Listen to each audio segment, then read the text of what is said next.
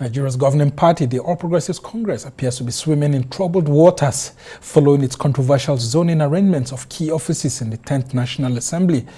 The preferred candidates of the party for the Senate presidency and deputy are the duo of Godswill Akpabio and Barau Jibrin. They've left a few feathers ruffled within the fold, and some aggrieved senators look determined to be on a head-on collision with the party unless it reverses its positions in line with Nigeria's power-sharing arrangement and national unity. Now, the pressure seems to be heaped more on the APC national chairman, who is himself a former federal lawmaker, Senator Abdullahi Adamu, who at a meeting with some of the aggrieved senators alluded to the possibility of having a second look at the APC zoning arrangement. But minority parties such as the PDP, Labour Party, NNPP, ABGA and YPP are seemingly quiet at the moment, even as some contenders in the APC have started courting the about 50 senators elect in the opposition, as the governing party only has 59 out of 109 senators elect. Hold the fire until the last word is heard from us. APC National Chairman Senator Abdullahi Adamu asking his senators colleagues to actually hold fire there and await a further review of the APC's decision and the last word on the matter, as he says. So what are senators-elect from the opposition doing as aspirants in the governing APC jostle for power in the 10th Senate?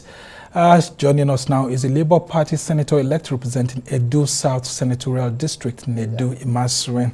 Thank you so much for joining us. Thank you. Yeah. Thank you. Thanks for having me. Yeah. So let's go on straight into the race. I mean, it's all been quiet from the camp of the opposition in the Senate, unlike the House where we hear the opposition there forming themselves into what they call a greater majority. Some other refer to it as a greater minority and all of that, and threatening that if APC doesn't put its house in order, the opposition may end up producing the Speaker of the 10th House of Representatives. What's been the situation in the Labour Party? And then, of course, other minority parties in the Senate. Well, good evening again. My name is Neda Imasuen, N-E-D-A, Neda Imasuen. Neda Imasuen, okay, yes. Well, as rightly said, lots are going on within in the Senate chambers and in the House of Representatives. But I will consign myself to that of the Senate, where I belong, because I'm not really following up in details of what is happening in the House of Representatives. But you also understand, that both chambers have different ways of addressing issues. The Senate chambers tend to be very mild, not as aggressive or not as, how will I put it, truculent as the House of Representatives. Yeah. But that doesn't mean that things are not going on within in the Senate. A lot is going on, and there has been a lot of, and I believe it's still continuing, consultations between those who wants to lead us and those of us who are fresh members in the chambers. It's very interesting, I'll tell you that. But a lot of it depends on the ruling party. As you know, I am one of the minority parties, the Labour Party. Yeah, and this is your first foray into national politics, especially at the Parliament. So we are watching very keenly of what is happening.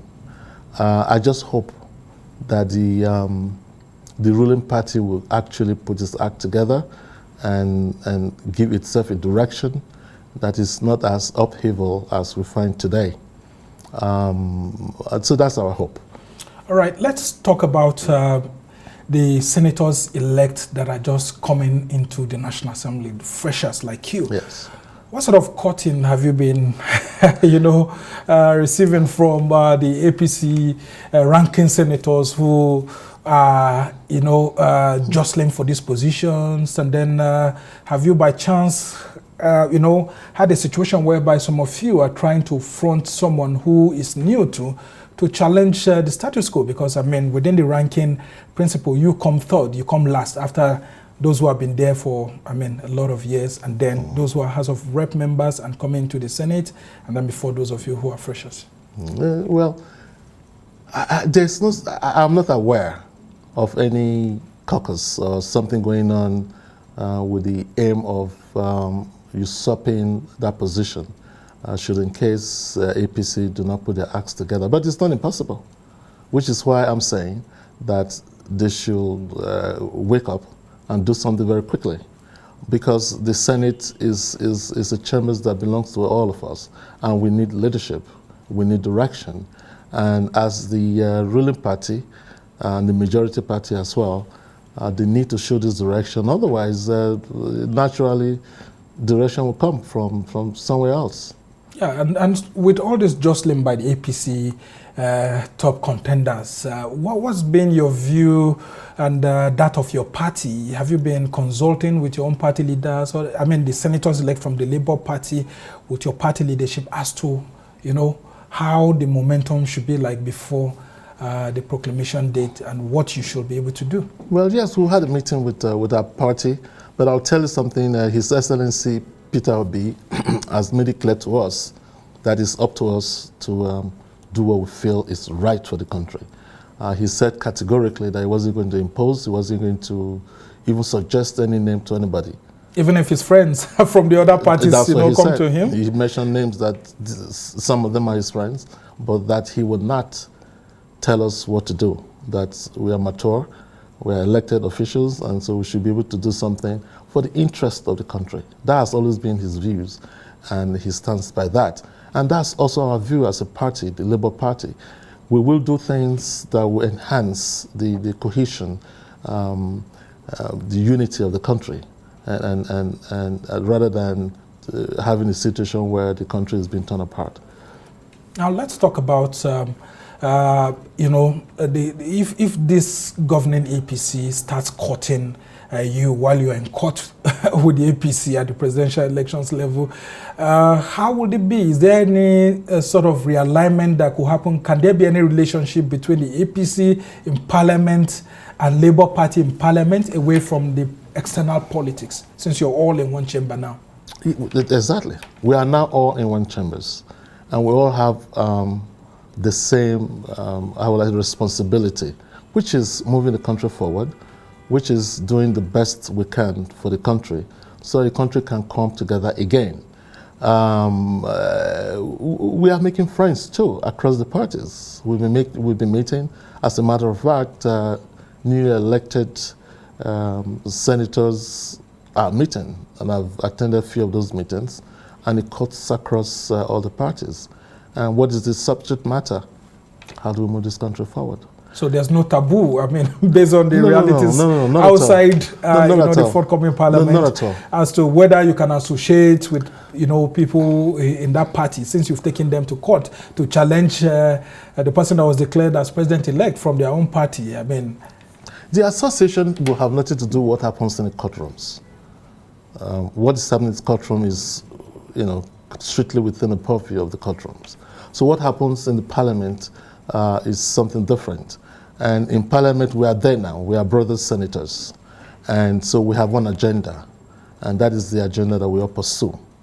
If by tomorrow the presidency changes, I will also hope that the camaraderie will continue. They will provide you the sort of support you need to. Now talk to us about these intrigues of power play in the APC. What's been your view, your own personal view about all these people and the APC and the zoning formula? How do you look at it? Well, APC and the zoning formula, I want to think that they have the reasons why they zoned it the way they did. But if you ask me, I'm from the South. The Senate presidency has been zoned to the South. So I'm very happy about that. I have to be very honest with you. From your geopolitical zone, at least that assuages your feelings. Exactly. Okay. And so I have no problem with that. But I also understand the position of the Southeast. I just believe that the tripod upon which this country stands, one of them is the Southeast. And I believe that they should be adequately represented in the scheme of things. So far, I don't think they are. Now, the proposal puts the South-South and the Northwest at the helm of the presiding officers. Now, would you, maybe if given opportunity, support the Southeast to be given maybe majority leaders? Do you think that could assuage their feelings if the APC, tries to play around this? Do you think that that could, by chance, help reduce tension for the Southeast, since they've been given deputy speaker in the House of Reps? Yeah, I believe so. I believe so. Yes, I agree with you. If they are given such a position, I think it will, to a very large extent, ameliorate the bad feelings or the feelings of being left behind, of not being carried along. So I will encourage that, and I believe that the leadership of the APC will sit down and look and review, as they say they want to do, and then come up with something that I believe should be fair to all the geopolitical zones of the country. And there are threats of a coup, a democratic coup on the, in the chambers of the Senate on that day if the APC doesn't, revise some of, these zoning arrangements here and there, like it happened in 2015. Should, in case that happens, you are from the opposition, and then we saw what happened in 2015, that the opposition teamed up with someone who was different from what the party wanted. How would those of you from the minority parties approach such an issue? Well, Labour Party is not a candidate in none of this.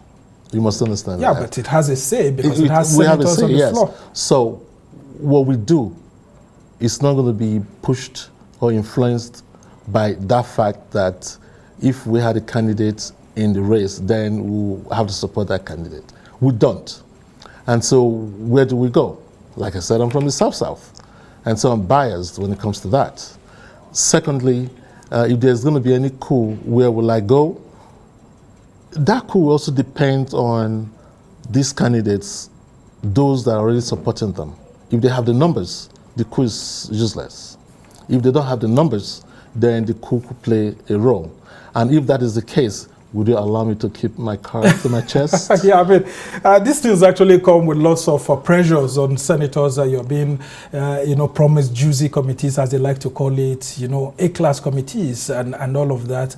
And so sometimes people actually lose their balance when it comes to that, sort of arrangements. But let's talk about the sort of Senate president that Nigeria needs in the 10th Assembly, including Speaker too. What's your own thinking of the sort of leader that we should have as number 3 leader in the 10th Assembly? You see, the Senate President and the Speaker of the House of Representatives, these two positions are very key. They are very important because we are parliamentarians, and this is where laws are made for the good peace, good governance of the country. And so we need somebody who can lead without bias. Someone who can lead without, resting too much on the presidency or on the executives. We need someone who is open-minded. We need someone that will listen to us, because we are all the same. It's just first among equals. It's just first among equals. That's just what it is. So we need someone that can lead us in that direction. Someone who will listen to us. Someone who will listen to the parliament as a whole and do what we say that should be done, not what someone else or some other arms of the government says it should do. If we have such a candidate, then this country will actually do a lot better than it has done. So have you found that one person in any of the contenders that are ongoing, although you said you have a bias for the geopolitical zone that has been zoned to, have you found that one person? And he's very fit and proper. Senator Godswill Akpabio, you think is worthy of being the Senate president? And indeed, some other candidates too, they are worthy of it. How about the issues he has with anti-graft agencies and the opposition, including from those that are in the outgoing Ninth Senate? Who doesn't? Amongst them, who doesn't?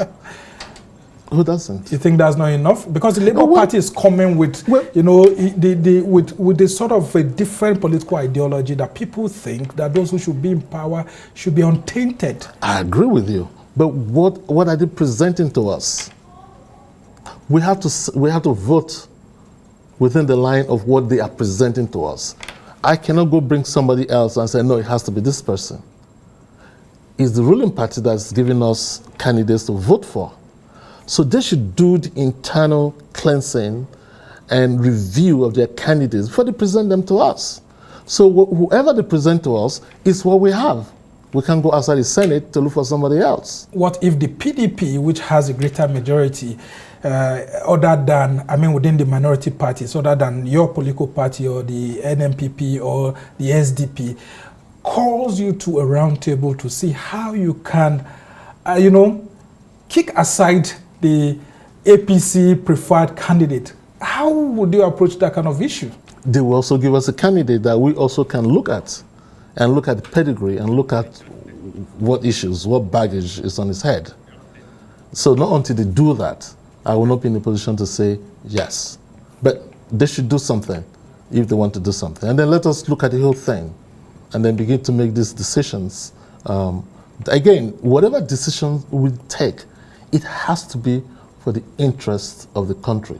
That is the first, second, and third reasons why we should vote for an individual. And that's very key to me, and it's also very key to us in the Labour Party. And like I told you before, we'll be meeting, and the new crop of senators that I've interacted with, they are very dynamic, and they don't seem to have the pull of a party telling them go here or go there. They tend to be very individual in their own thinking without being party directed persons.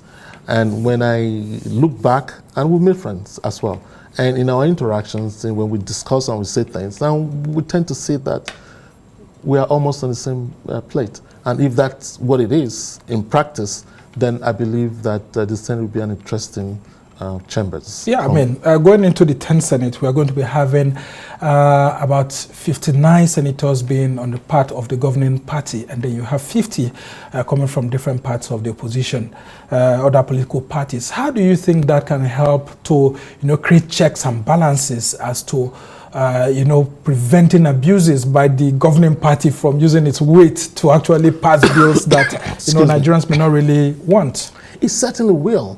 Because right now, there's no one party that has what I call an absolute majority. Excuse me. Sorry about that. And because of that, they have to look to us to support whatever issues that they bring on board. And we also have to agree with them. And so they can't lord anything over anyone. There has to be proper debate. There has to be proper marshalling of your points, to the point that we all understand where this is going, and if it's what we want for the proper governing of the country and for the best interest of Nigerians, of course, no one is going to stifle a bill just because it came from this party, that party, or that. No, this 10th Assembly is different. Well, the first test you have will be the screening of the ministerial nominees, and it's left for Nigerians to see how you're going to handle that. But let's go to the politics of Edo State, and you are taking over from Matthew Urohide, who I learned you actually worked with, and yes. There are talks here and there that he put you in Labour Party as a placeholder to see how things will go after losing out from the intrigues that were ongoing with the two camps of the PDP, and unfortunately his camp lost out when I think Matthew Iduro Yekemwen also actually grabbed the seat of the PDP, and you defeated that candidate. Now, what sort of values are you bringing into the 10th Senate, and what do you think of the outgoing Senator Matthew Urohide? I'll start with what I think about Matthew Urohide. The distinguished senator is indeed very distinguished. I say so because of what he has done in the senatorial district that he represented for 8 years. I say so because in the 77 wards, there is none that you cannot find his impact. And I say so authoritatively because I was his senior legislative aide, and whatever happened in that office came through my desk. Yeah, and that's why there are those talks that you actually a placeholder for him in Labour Party and all of that. But what they don't know is I made that decision myself. Senator Matthew really did not know that I had made that decision until a week after that I collected the form. Wow. And I told him that this is where I am. If PDP is not going to be good for anybody, then we have choices, and we're going to make those choices. And it took him 3-4 days for him to really assimilate and understand what I told him. He asked me 2 days or a day later, "Are you sure?" I said yes. And this is where I want to go. So what did you? What led you to have that crystal ball to know that the Labour Party was going to be embraced by, the people of Edo State and all of that? Crystal ball? I don't know. I think from the beginning, it came out of dissatisfaction with the process of PDP. In their primaries, it was unfair. It was more like a gang up, and I just thought that this is not the place to be. And so I got to go. And if he were a candidate, I wouldn't have become a candidate. I wouldn't challenge him because I know he's very good. But he's no longer being a candidate. I know that I can do as well. You think you can outperform his... that is my goal. 8 years that he's been in government? That is my goal. Okay, interesting. That is my goal. Okay. Now, your party, just before I let you go, has been in what some would call tatters. The Labour Party has 2 national chairmen at the moment. You would have seen what's going on, and then the threats that one of them, Lamidi Akpabio, is saying that he wants to in 48 hours, all the lawyers representing Peter Obi and the Labour Party should brief him as to what's going on. And there are talks here and there that he wants to pull out some of the party's cases, from courts. What do you make of all that's ongoing in your party, the Labour Party? Well, the case you just referred to is still in court. So the process hasn't ended yet.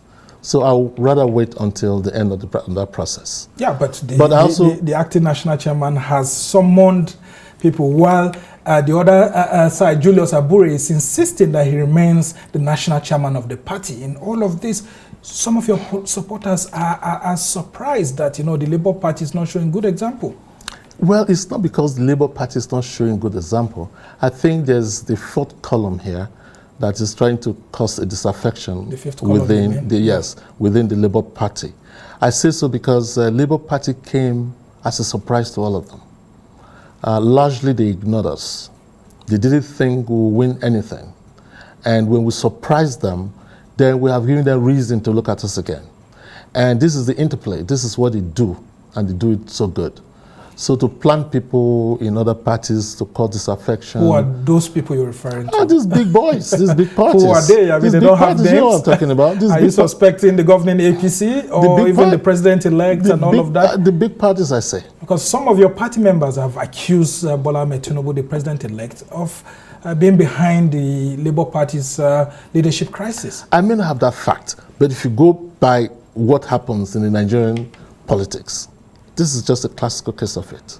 It has happened before, and it will happen again. So I'm not surprised. What sort of intervention are people like you bringing to the table? Because you have become a leader of the party in one way or the other. Yes. By your emergence as senator-elect, senators from the Labour Party in the Senate, House of Reps members-elect. What are you people doing to resolve this crisis in the Labour Party? First of all, we're not going to do something when it is before the court of justice. We want to allow the court to take its course. In the meantime, we're talking. Just the way we're talking now is a problem. It's of interest. It's something that bothers each one of us, because Labour Party was a party, or is a party, that was so calm and minded in its own business until we won. Until the tsunami struck, and so everybody said, wow, these people check them. Giving you a second look. If you don't check them, they just take everything, put the rug under their feet. And this is what we're saying. Well, like I said before, yes, as senators-elect, House of Representative-elect, we've met, we'll continue to meet, and begin to discuss this matter and look for a way out. But when one of the parties becomes so intransigent and begin to insist on certain positions, then you begin to wonder whether or not you have a different... Are you referring to the Akpabio faction? Yes. Okay. Yes. So your Julius Agure seems to be your townsman, actually. Oh, yes, he's from Edo State, yes. Of course, he's from Edo State. Yes. But just before I let you go, assuming that the Labour Party's presidential candidate, Peter Obi, picks his phone and calls you and asks you to vote for a particular candidate on the day of the election of the Senate president, would you follow that? He had told me he won't do it. What if he changes his mind? Would you do that? We're talking about His Excellency Peter Obi. He's not that fluid. He's a man of his word. All right. That's a good place to actually leave it. Thank you. Neda Imasuen is a senator-elect representing Edo South for the Labour Party. And this is your first time in the Senate. Lots of intrigues, and we hope when we have you, when you're fully settled in the Senate, you have lots of good news to give to Nigerians. But we must thank you so much for joining us this week to take a look at the race for the Senate presidency. And of course, we've also touched on other issues in the Labour Party.